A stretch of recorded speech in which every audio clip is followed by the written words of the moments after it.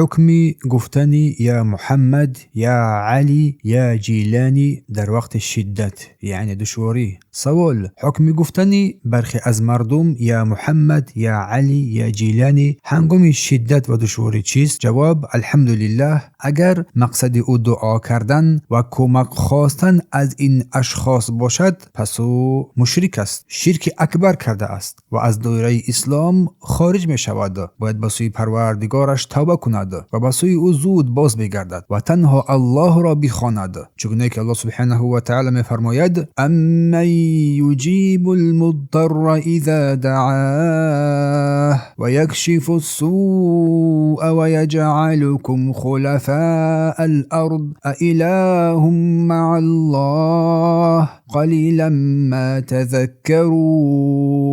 آیا کیست آنکه دعای مظلوم نیازمند را وقتی که او دعا میکند اجابت کند و بدی را برمیگرداند و شما را خلیفگانی روی زمین میکند؟ و آیا به الله کسی دیگری هم هست؟ کمند آنان که پند بگیرند و بیاندیشند. سوره نمل آیت 62. این شخص همزمان با آنکه مشرک است نادان و نفس خود را تلف کرده است، چگونه که الله میفرماید: و من یرغب عن ملت ابراهیم الا من سفه نفسه. کیست که از دین ابراهیم روی بگرداند مگر آنکه نفس خود را نادان و گمراه کرده است. سوره بقره آیت 130.